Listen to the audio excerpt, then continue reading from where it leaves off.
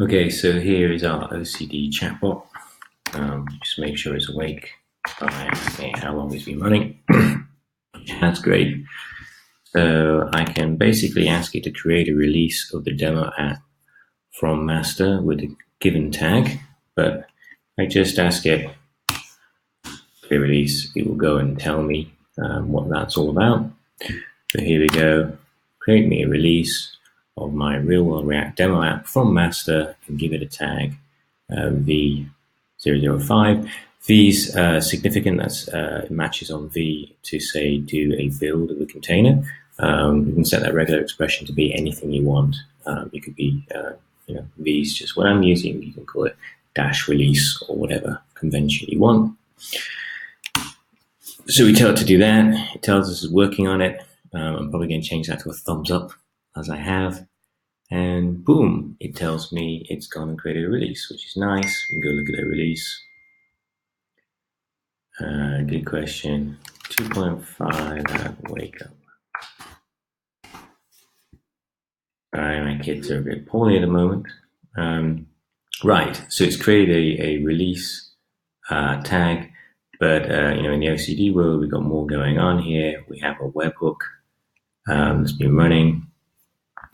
The webhook is firing releases. And we've recently done a release, which is just in the same minute as we have now.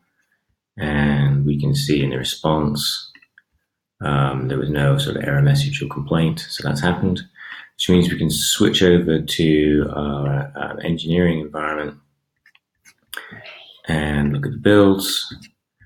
And we see that they're actually running a build right now. This is the build that was triggered based on OCD. So with chat, we've created a release on GitHub, and then the GitHub webhook has gone and to build a release of that code within OpenShift.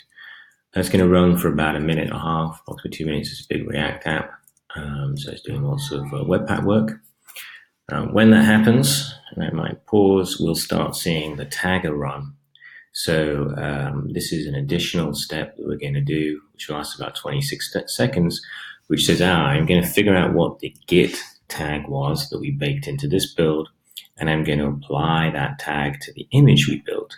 So now we're going to have traceability of the Git tag release version in the container. We're going to use that tag to promote the container between the environments, which is all pretty groovy. It's on the public OpenShift, which is here. We had to do it in quite a convoluted way because you're not allowed custom builds like you can with on-prem, but I've solved that problem. Okay, so if we look at the history of this, what are we looking at? It's just finished, right? It's just marked as complete, and now we're doing our tag build. So that will happen in a couple of seconds, just 10 more. Okay, so after we have this tag build, we're going to want to promote it between environments, which is going to be the next step that I do. Cool, it's done, right? So now I can basically say, let's go look at our images. Let's look at my React Reduct images. And this is the new image tag right here, right now, a few seconds ago that is created. And that matches our Git tag and matches the release of our code on GitHub. Which is quite nice.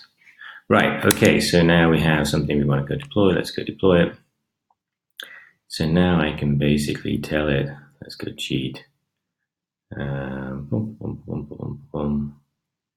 I'll probably edit this one out of the video. Right, so now I can tell it to do the deploy.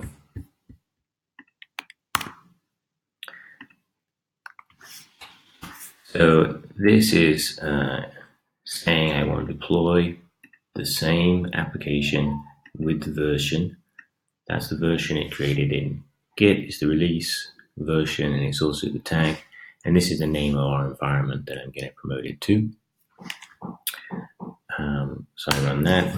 It gives me a thumbs up, which is awesome, and starts to tell me what it's actually done, which is good.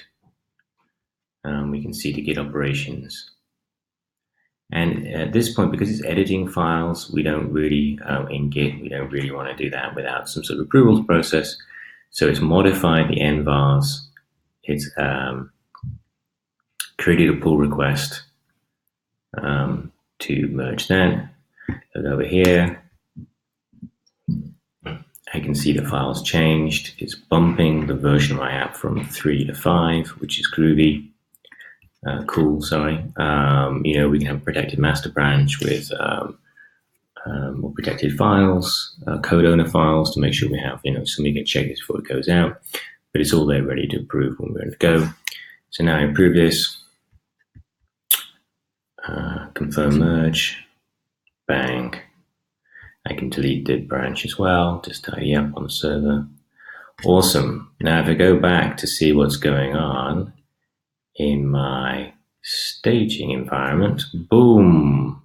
So this is the staging environment. Look, a rolling deployment has started. So we've changed the configuration in Git. The Git webhook is fired, and now it's going to do a deployment and roll out the latest code.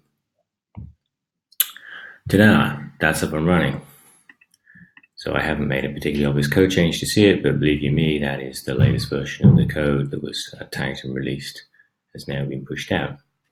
So to recap, we're basically using a Slack bot to create releases. Those releases are built into containers and tagged within the containers, so full traceability end to end. And then we're also using the Slack bot to promote those tagged containers into given environments, and it's doing that by creating pull requests against configuration in a Git repo, so it's all driven as immutable infrastructure as code with the commands run by the Slack bot. Of course, you don't have to use a Slack bot if you're a team of one. What's the point? You can just run it on the command line.